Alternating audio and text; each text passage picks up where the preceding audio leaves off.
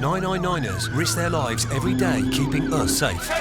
You're putting yourself out there to help other people at their most precious time of need. But all too often, they're abused and attacked. Their house is on fire and they're attacking us. I was standing up with her hands around my throat. No. These personal attacks on police, paramedics and firefighters are at an all-time high. He's telling me, I'm going to kill your wife and I'm going to kill your family and I'm going to kill you. Leaving them traumatised and unable to work. How do you come to terms with knowing that you can't go and do the job that you love? But while the violent criminals responsible are hunted down and brought to justice, our protectors fight to get well and back on the job. We kept people safe, we put away the bad guys. I'm not going to let some man ruin it for me. This is my future, this is what I enjoy doing. Ready to face the next critical incident.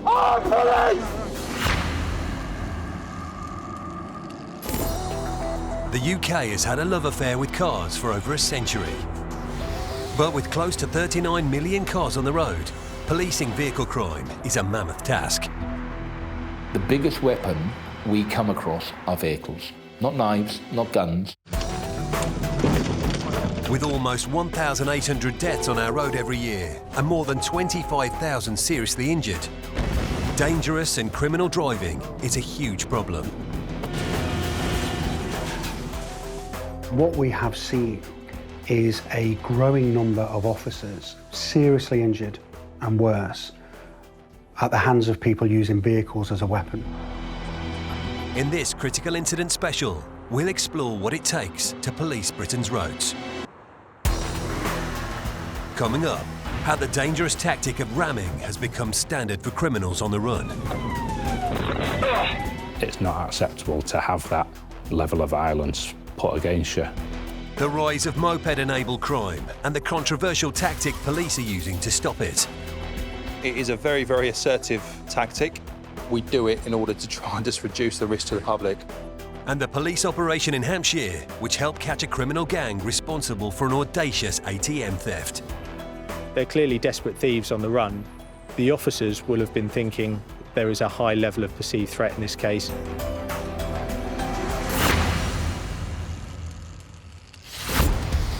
All across the UK, there are police teams dedicated to high-speed pursuits of criminals. Foxtrot 7, we're going to take the lead on this. Last year, UK police carried out over 13,000 high-speed pursuits.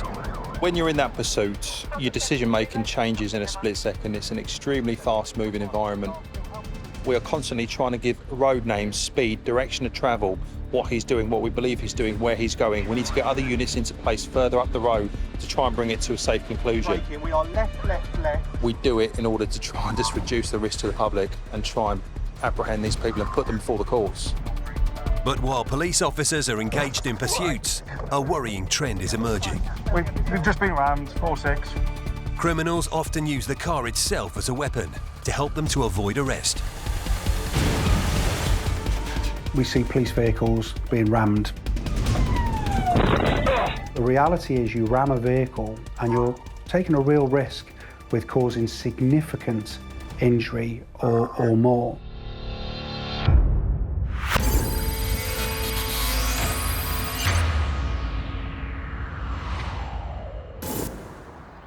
In Manchester, the Tactical Vehicle Intercept Unit is tasked with combating vehicle crime using high-powered unmarked cars. One member of the team knows how dangerous the criminal tactic of ramming can be. It's not acceptable to go to work and to have that level of violence put against you. And just the damage to police cars, it's not acceptable to ram police cars and damage what everybody pays the taxes for. For Ian, one pursuit stands out more than others. We were working on a 7 p.m. till 5 a.m. shift that night, and we'd been working in the south of the force. At that time, I think it was about 3 in the morning, and we were getting quite a lot of burglaries out in villages toward the north of the force. So we decided to go up to that sort of area. As we were going up there, we were just coming off the motorway at Bury when we heard on the radio the local channel of an alarm. that was coming in, a monitored alarm at a convenience store. Ian is at the store in minutes, where he finds the thieves in their car, trying to make a getaway. I see what turns out to be their getaway car then driving away. Ian's dashcam picks up the terrifying chase that follows. I'm playing catch up then with the route that they've gone. There's one sort of long road out of there, so I drive down there and eventually get the Mondeo in sight. Fortunately, it's a pretty straight road and there's not a lot of places to turn off on it. I'm in pursuit from this speed on in Greenmount. It's Ford Mondeo and it's continuing. Ask the section patrols to come with me. I need them section patrols involved in this pursuit. Very quickly after that, the Mondeo stops in the middle of the road, just down here. They stop in a minute. You can just about see that the rear passenger has got out. A man gets out and he's holding a hammer then. The passenger is opening his door as well, and he's got a metal bar in his hand. When both back doors open, I know there's at least 4 of them, and the weapons, at the time, it's very frightening. Faced with armed criminals, Ian forces his car past theirs. I then go past their car and start to turn round in order to face them again, and they use their car to try and block me in where I am. Ian again forces his way past on the narrow street, but he's not giving up and he sets off in pursuit.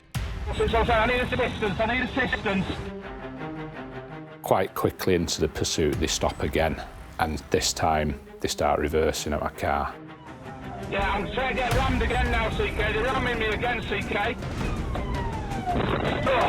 They've rammed the car then, and they've then made off again. There's quite a lengthy pursuit then ensues. So we'll try and take the vehicle out to get a suitable opportunity now.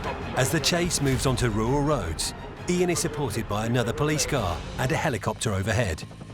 Ian uses a special manoeuvre to force the vehicle to stop. I will be trying to take the vehicle out when we get an opportunity. Ian decided to use what we call tactical contact, and that's where he deliberately makes a decisive action to make contact with the vehicle he's pursuing to bring it to a stop. The manoeuvre is a success, but while the passenger immediately surrenders, the driver attempts a daring escape across neighbouring fields. Fortunately, with the helicopter being up, it's been tracked by the helicopter's heat-seeking equipment, and they've talked in other patrols, and the driver's been detained as well. The heat-seeking cameras on board the helicopter meant it was only a matter of time before the police got their man. Knowing that the people who tried to escape have now been caught and they're in handcuffs, and there's no injuries, serious injuries to any of my officers or members of the public, it's a brilliant feeling. Although he escaped serious injury, Ian suffered from neck and back pain and was forced to take 3 months off work. You think back afterwards and you think what could have been, but it could have been a lot more serious. I was off work for 3 months, and it's only now, that I've felt able to actually get back in work again. So hopefully, I'll be okay going forwards. Sadly, criminal ramming of police cars and officers isn't a rare occurrence. During pursuits, we see police vehicles being rammed when these offenders are trying to get away. And again, it seems to be a growing popularity with certain elements of society. And I don't know why that is. I mean, maybe they watch too many video games and think that it's the norm, but there are some people out there in society who will do whatever it takes to get away from the police, whatever.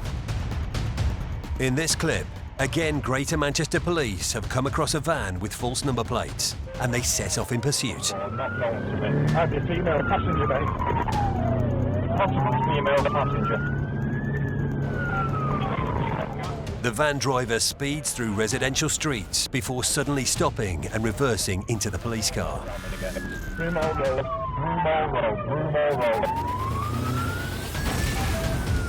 This ramming tactic is familiar to police forces throughout the UK, including the Metropolitan Police in London. We've had people try and reverse ram us in order to disable our police vehicles so they can make good their escape. We can't plan for every eventuality, we just can't do it. But we're acutely aware of the risks and the serious injuries that can be caused to us. The van driver is prepared to try a much more dangerous tactic. He turns his van around and drives at speed directly at the police car.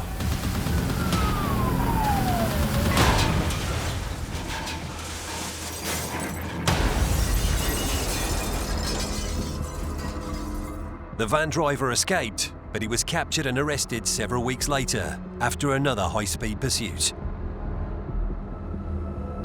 He pleaded guilty to 2 counts of criminal damage, being reckless as to whether life would be endangered, 2 counts of dangerous driving, 2 counts of aggravated vehicle taking, and other offences. He was sentenced to 64 months in prison with an extension period of 50 months.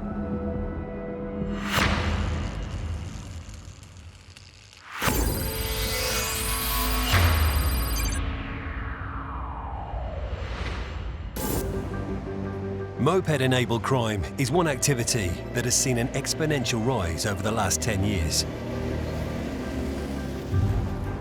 In response, the Metropolitan Police set up a specialist unit to tackle the problem, led by Sergeant Tony McGovern. Mopeds, scooters and motorcycles, there's an intrinsic link between repeat offenders that use them vehicles. They see it as a very agile, quick tool in order to commit their crime and get away. Criminals who go out and steal, snatch and rob mobile phones on the streets of London, it feeds into a much wider picture. It's an organised criminal gang who are out there trying to steal up to 50, 60, 70 phones a day, but it's not just what they're trying to do, it's what they go on to do.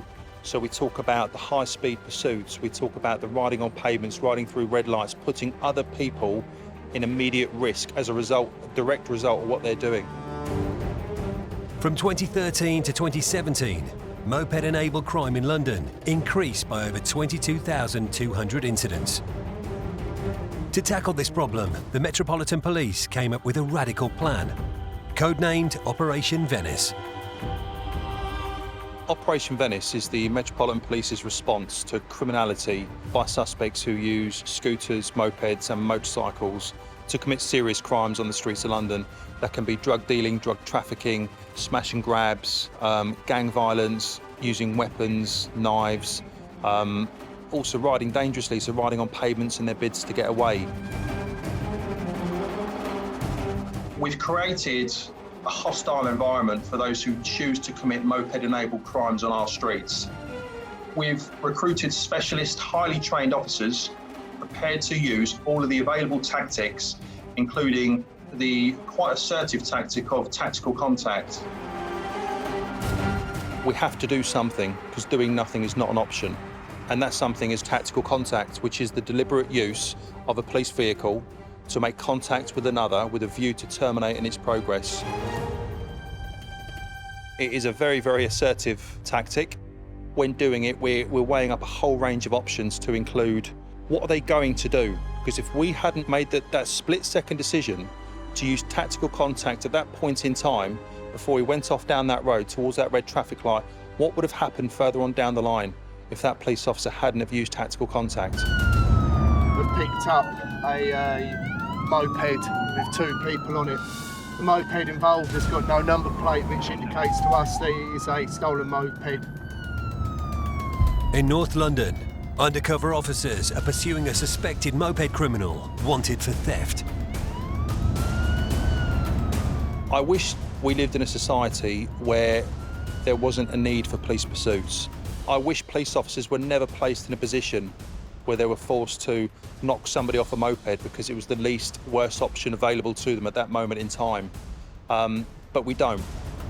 We've asked for the helicopter to come, and there's also additional response team units in the area as well, looking for this moped. The pursuit only comes to an end thanks to a tactical contact manoeuvre by a police motorbike. It's a risk that paid off as the suspect was detained. The risk to officers are great, but it's a risk we try and manage. Whether you've got an officer in a pursuit car, whether you've got an officer on a pursuit-capable motorcycle, or whether it's officers who are off the bikes, out of the vehicles, chasing people down. This time, it's a police motorbike pursuing a moped through busy London streets. We've got the tactical pursuit and containment vehicles, they're pursuit cars. We've got the slimline motorcycles, they're high performance, they're tailor-made for the role we do. In this case, a police car travelling in the opposite direction uses tactical contact to bring the pursuit to an end. The moped driver made off on foot, but was later apprehended. It is a very, very assertive tactic. We do it in order to try and just reduce the risk to the public and try and apprehend these people and put them before the courts. One asset that is indispensable for Tony's team is the support of the National Police Air Service. We sometimes use the helicopter, absolutely invaluable tool. It allows us to draw back from the pursuit. It allows us to create distance, create time, and then formulate a plan once the helicopter's above them. It takes away the red mist and it takes away the sense of urgency for the people that we're pursuing to try and get away. In January 2020, Tony led an operation to stop a reckless motorcyclist who was travelling at speeds of up to 100 miles per hour in 30 miles per hour zones. The National Police Air Service helicopter had spotted the fast-moving motorcycle, acting suspiciously. He was mounting pavements, he was going the wrong way around roundabouts, he was putting himself and other people at risk without even police vehicles anywhere near him or behind him. The helicopter had him from the air, they had him downlinked, and we were coordinating a plan, then a tactical plan, so that we could bring that to a safe conclusion, because every time he seen the police vehicle, he'd turn the other way and he was gone. Tony decided the safest way to end the pursuit was to use a device known as a stinger to deflate the tyres of the offending vehicle. We were looking at trigger points and pinch points in order that we could try and sting this bike, try and deflate his tyres. And I heard the bike before I could see him. He was coming towards me, 3 lanes of traffic on a fast dual carriageway, and I could hear him, and as he approached me, I think he was aware of me because he was deciding which side he was going to go. When he made his decision, I was able to throw a stinger device out. After a pursuit lasting 45 minutes, the stinger is successful and brings the criminal to a sudden stop.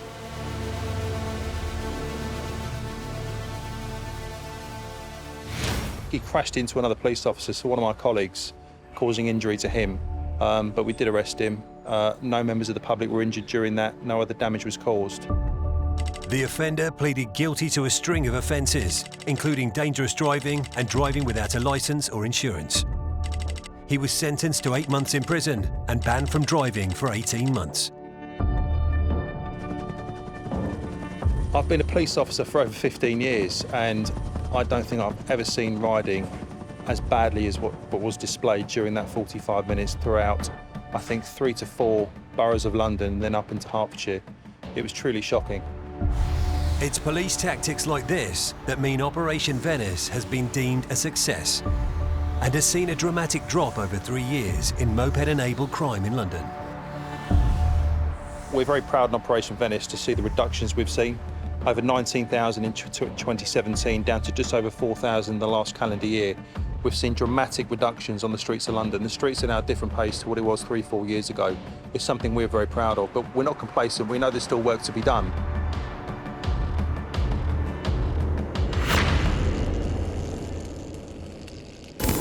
Still to come, a police officer in Wales is lucky to survive as she's dragged along the ground by a criminal in a getaway car. And in Norfolk, a dumper truck driver goes on a dangerous rampage.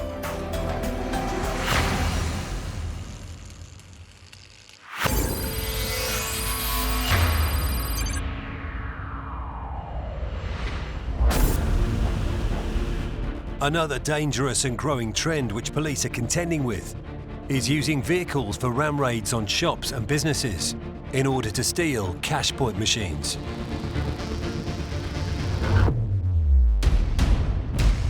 From 2014 to 2018, they more than doubled from 400 to 841.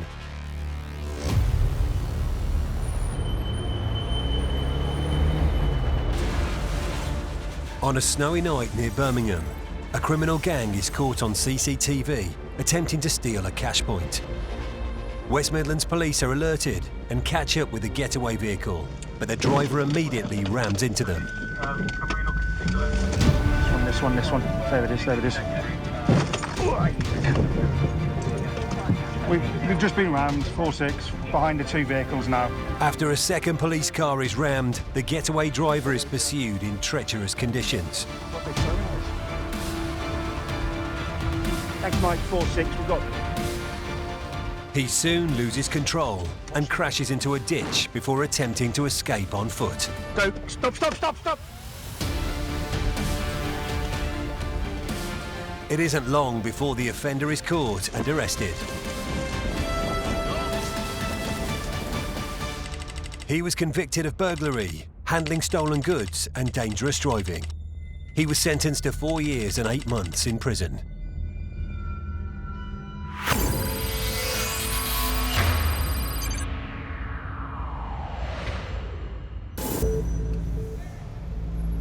In 2019, Detective Sergeant Steve Court of Hampshire Constabulary headed up a major operation, codenamed Operation Windwhistle, where police pursued a gang who ram-raided an ATM.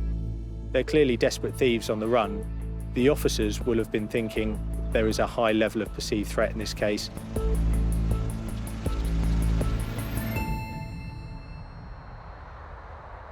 Operation Windwhistle was an investigation into an ATM burglary in Liphook in Hampshire in May of last year. Before the raid began, the gang involved embarked on a series of vehicle thefts. 3 offenders have come together. It seems to be a well-organised group. In the early hours of the morning, they were involved in stealing various vehicles to use during this attack. We believe the gang had been involved in the theft of a BMW M5. It's a high-performance vehicle. They've then gone on to steal a Ford Transit, where they've cut the roof off of the Ford Transit vehicle. The gang have also gone on to steal a telehandler, a large JCB telehandler. With these 3 vehicles now at their disposal, the gang set to work. But they are unaware that the entire raid is captured on CCTV.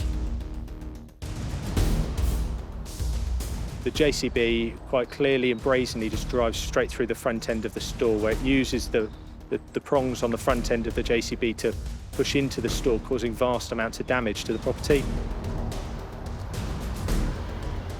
You see the CCTV shows clearly how they lift the ATM, parts of the building falling off around it, and load it straight into the back of the Ford Transit. It's incredible to watch as the ATM just disappears into the back end of this vehicle. The gang had previously removed the roof of the van, and as soon as the stolen cash point is lowered into it, they make a quick getaway. The gang jump into the BMW M5 and the Ford Transit and they make off across Hampshire.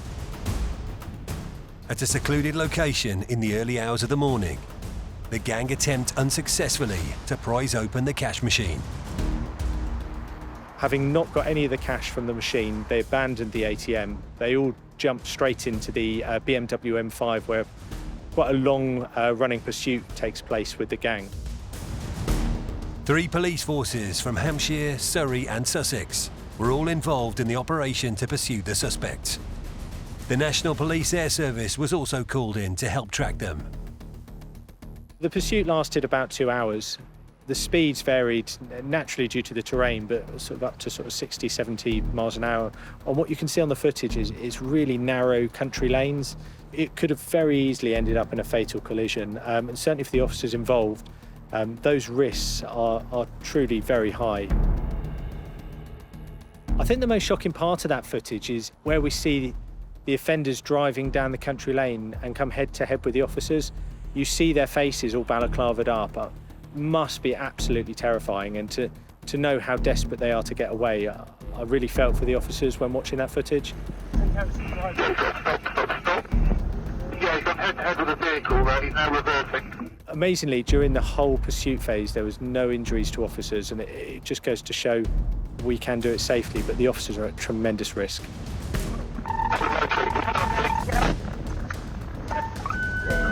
Contact.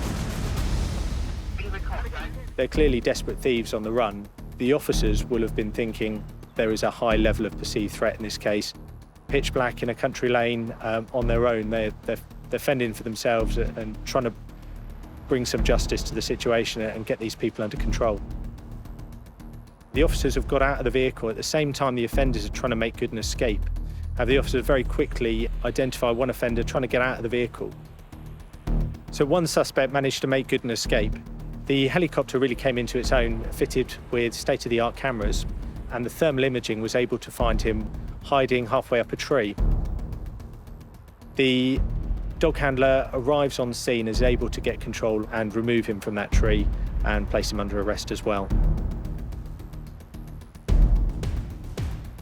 At this stage, we now have 3 of our suspects in custody and under arrest. The 3 offenders were convicted of conspiracy to commit burglary, while one was also convicted of dangerous driving. They were each sentenced to 5 years in prison. It was a really good outcome for the crime, given the sheer audacity of the gang to target this community in such a way, and hopefully add some sort of reassurance to the community that we as the police will deal with it seriously and deal with it robustly, but the courts take it seriously as well.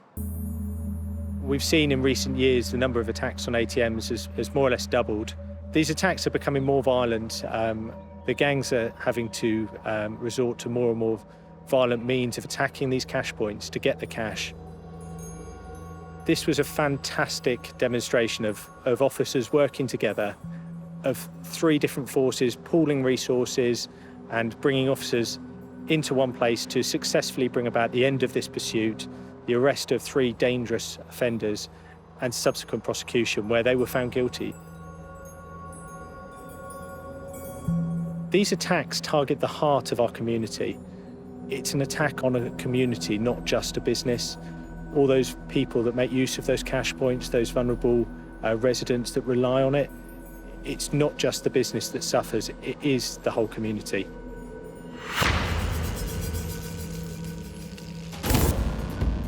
Stealing construction vehicles for ram raids is terrifying enough.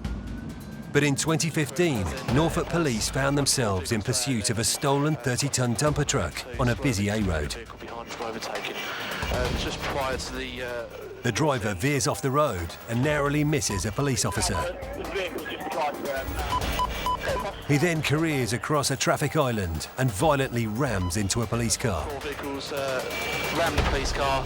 Still there was 11. Stop the traffic. Units. On a nearby forest track, the offender is faced with another police car. Again, he endangers life by ploughing straight into it.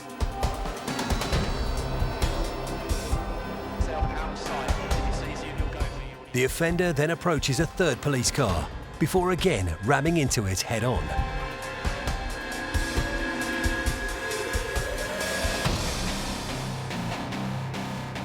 The dumper truck driver then drives down a pedestrianised street in the nearby town before he's finally captured and arrested. The trail of destruction caused more than £26,000 worth of damage to police cars. The dumper truck driver pleaded guilty to dangerous driving, aggravated vehicle taking, and driving while under the influence of drugs. He was sentenced to 14 months in prison and banned from driving for 2 years.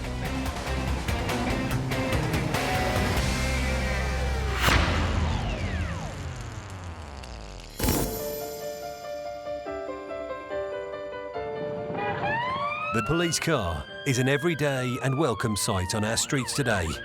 But through the years, the police car has been through many evolutions. The first motorised police cars to hit our streets were at the start of the 20th century. By the end of the First World War, the conversion of military vehicles to police cars saw a surge in police on the roads, and the race between police and criminals began in earnest.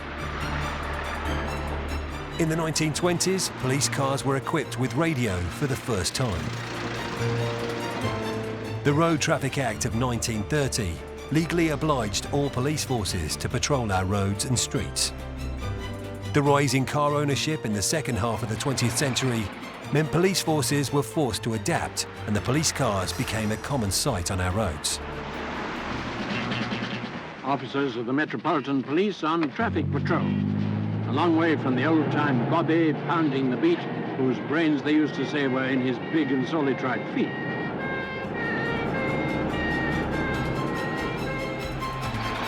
The expansion of the motorway network in the 1960s again forced the police to play catch-up, and soon skilled police drivers were using high-powered police cars to catch criminals.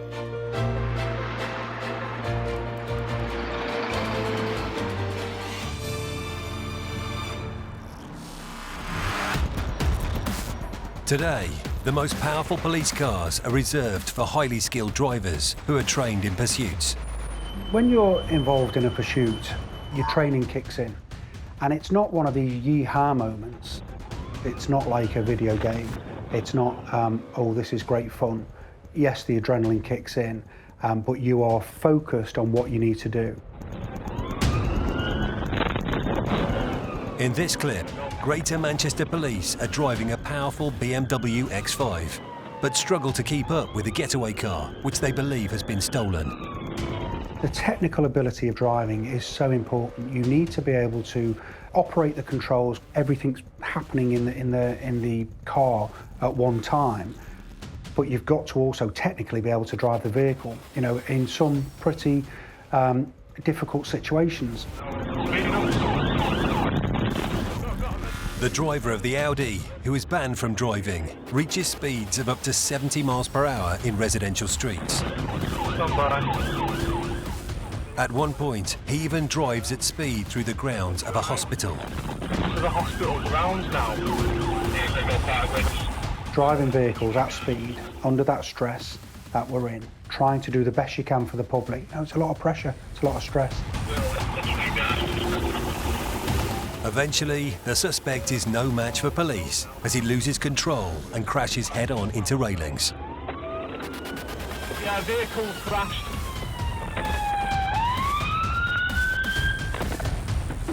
Both the driver and the passenger were lucky to escape unscathed. The driver admitted dangerous driving, driving without insurance, driving while disqualified, and aggravated vehicle taking. He was given a 12-month suspended sentence and was banned from the roads for 2 years.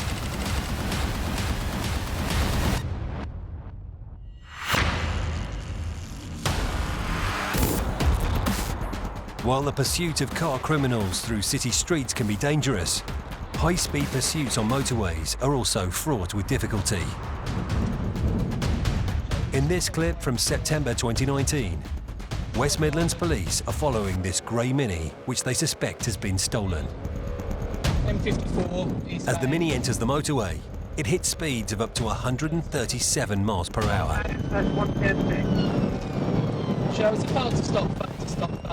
As the driver attempts to escape, he weaves in and out of busy motorway traffic.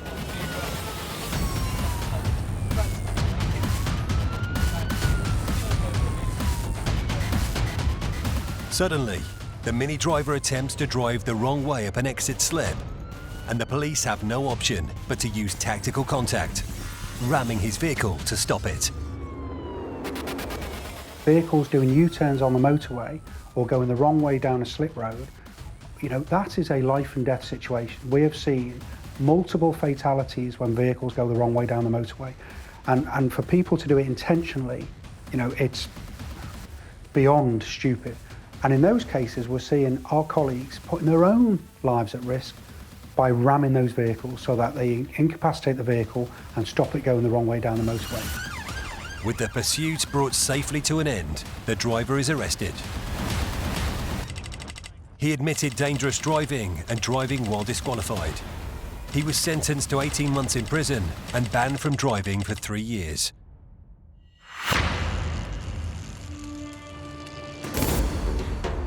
The latest figures from 2018 show an 8% increase in the number of fatalities on our motorways.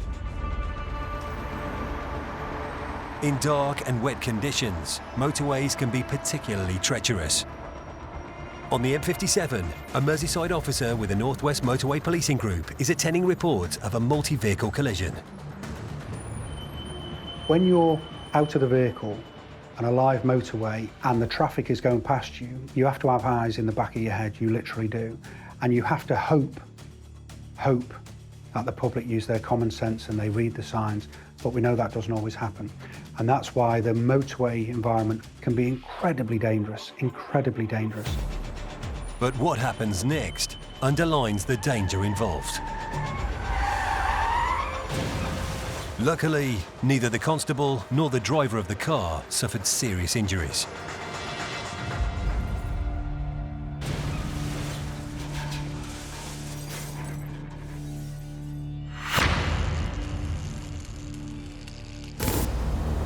As we've already seen, it's a frightening experience for police officers when criminals use their cars as weapons to escape arrest. But even more terrifying for officers is when they don't have the protection of their own vehicle. Nottinghamshire police are pursuing a driver who they suspect may be disqualified from driving. The suspect is trapped by oncoming traffic and 2 police cars. Police officers approach the car in an effort to speak to the driver. But he attempts to escape by reversing at speed. The driver then attempts a second escape, almost colliding with the van driver before hitting a brick wall.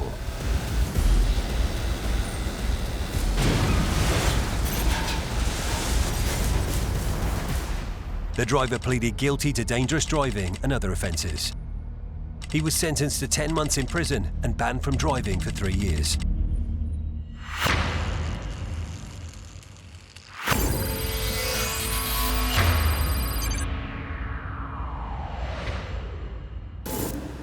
Being rammed by a getaway car is just one of the many dangerous situations that police officers face when pursuing dangerous criminals.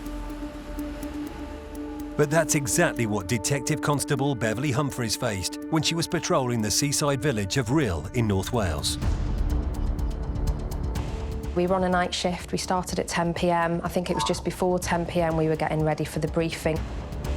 When a job came in, we got reports of a domestic assault, which I've dealt with so many times in the past. It was just another call. It was anything but just another call, as just a few minutes later, Beverly would be fighting for her life. 2656, where are you? Beverly and her colleague Gary were responding to a report of a domestic dispute at a caravan park. As they arrive at the incident, they discover that the suspect has escaped with 2 young children in his car. They give chase in the caravan park in pursuit of the suspect. I just thought, crikey, what is this man going to do?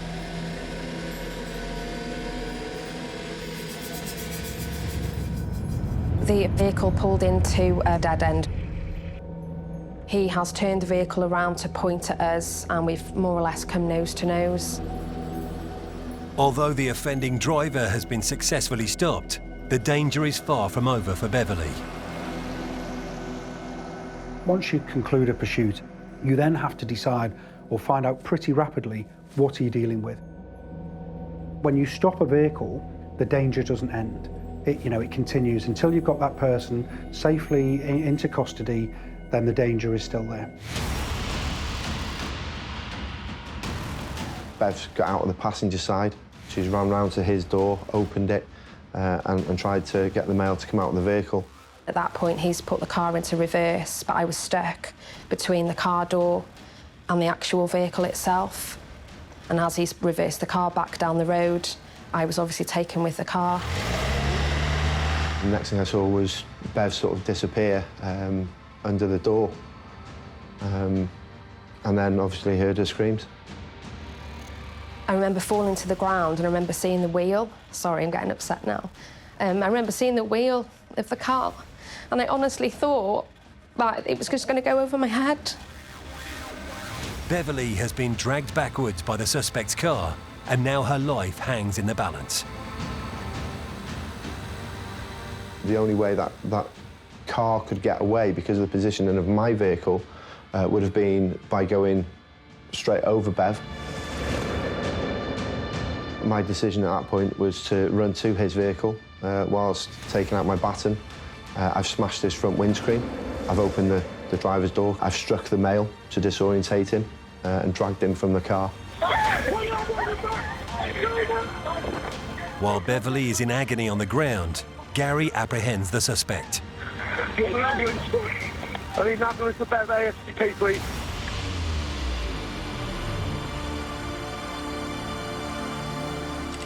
The offender was convicted of unauthorised taking of a motor vehicle, dangerous driving and grievous bodily harm.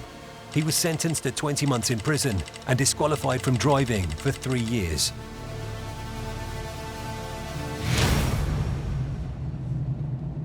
Beverly sustained life-changing injuries that day, and although she can no longer work in frontline policing, she has continued her career as a detective. I was not going to give her. I was going to be coming back to do something. I might not be able to go frontline policing, but the job I do is still so important. Beverly hasn't allowed this incident to hold her back. However, she has to live with the injuries caused by a criminal driver. I think it's important that the public understand the level of courage, bravery, thankless sacrifice that goes on with policing every day. And that sounds dramatic, but that's so true. And when I speak to officers who've been so badly injured, attacked violently, who thought they were going to die, and they were saying, oh, I don't want any fuss, I was doing my job. They wear that uniform without any wish for recognition or thanks, but they do the most remarkable things day in, day out. We haven't really had an opportunity, I suppose, to talk about it. It was kind of put away, wasn't it? I think with the job that we do, anything that you deal with that's traumatic, you just lock it away somewhere in your mind, don't you? It's just a coping mechanism, isn't it, I suppose? Yeah. I don't think it bothers me coming back here, actually. I was anticipating it to be worse than it is. It just could have been so much different. The injury that Bev suffered was bad enough. But let's face it, I could be stood here on my own. Yeah.